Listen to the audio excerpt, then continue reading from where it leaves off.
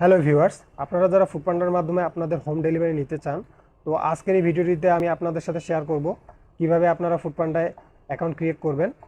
তো ফুডপান্ডায় আপনার অ্যাকাউন্টটি ক্রিয়েট করার জন্য প্রথমে প্লে স্টোর থেকে ফুডপান্ডা অ্যাপসটি ইনস্টল করে নেবেন। তো ফুডপান্ডা লিখে সার্চ করলাম। তো এখানে ফুডপান্ডা ফুড অ্যান্ড গ্রোসারি এখানে ইনস্টলে ক্লিক করলাম।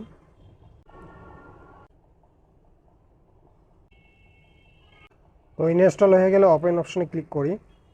তো এখানে শেয়ার মাই কারেন্ট লোকেশন অপশনটাতে ক্লিক করব। তো হোয়াইল ইউজিং দিস অ্যাপ এই অপশনটাতে ক্লিক করলাম। তো আমাদের ফুডপান্ডা অ্যাপসটা ওপেন হয়ে গেল।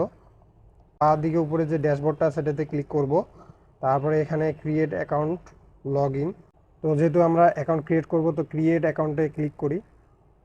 এখানে sign up or log in, এখানে continue with Google, continue with Facebook or continue with email.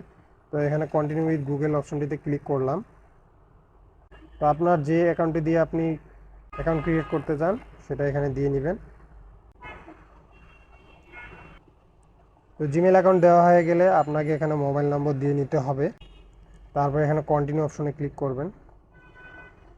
একটা ভেরিফিকেশন কোড পাঠাবে, তো এই ভেরিফিকেশন কোডটা এখানে বসায় দিবেন। বসায় দিলেই আপনার অ্যাকাউন্টে ক্রিয়েট হয়ে যাবে।